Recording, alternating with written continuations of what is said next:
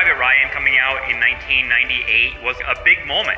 It's kind of a perfect metaphor for cinema, because like while you're in it, you're overwhelmed by how powerful the emotional punch that it pulls on you. But then as you leave the theater and get older, you start wondering, well, to what end?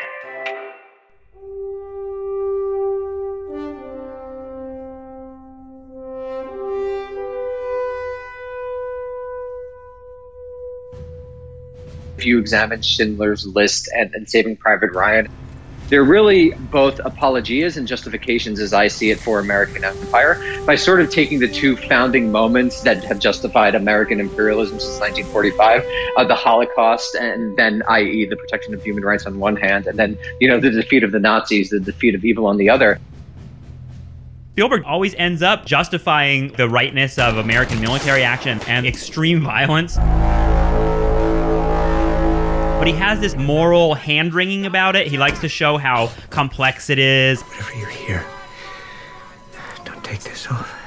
But as long as we do the moral hand-wringing and we're aware of the moral implications, we can then justify the absolute slaughter that's necessary. Probably to me, the most memorable scene in the film is a Nazi hand-to-hand combat with an American Jew.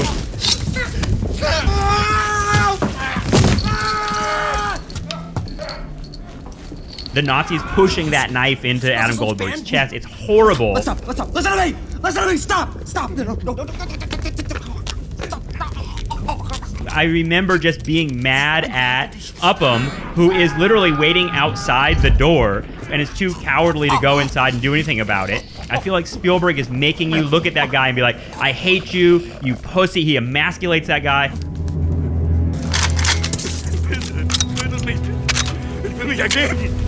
Early in the film, they let a Nazi prisoner of war go because he says, like, you can't kill him. He says, like, it would be a war crime. This is such bullshit. Bullshit.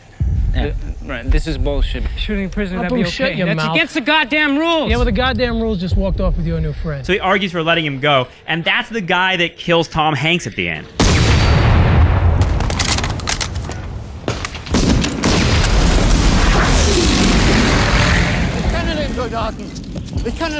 He's redeemed at the end by killing that Nazi in a war crime.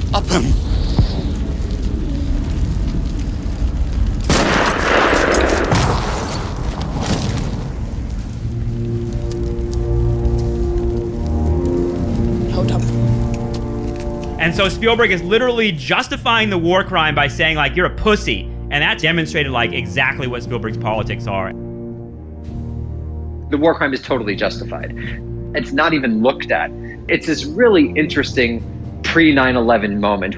There's a reason that these films came out in the 1990s, where the American empire really was still functioning, but was, in a sense, a little ideologically adrift. And I think Spielberg, probably unconsciously, he's justifying American world leadership by returning to these founding moments. I think that is the vision of American power, right? America is just constantly fighting a number of small World War IIs all over the world to protect the weak and the innocent. The Greatest Generation literally saying to us, we have a responsibility to be quote-unquote good because of that sacrifice. You're never going to be able to live up to this. And it really, to me, wraps up the whole liberal attitude that Spielberg is a part of. It's really a generational understanding of what power is in the world, and it's totally embodied in Saving Private Ryan.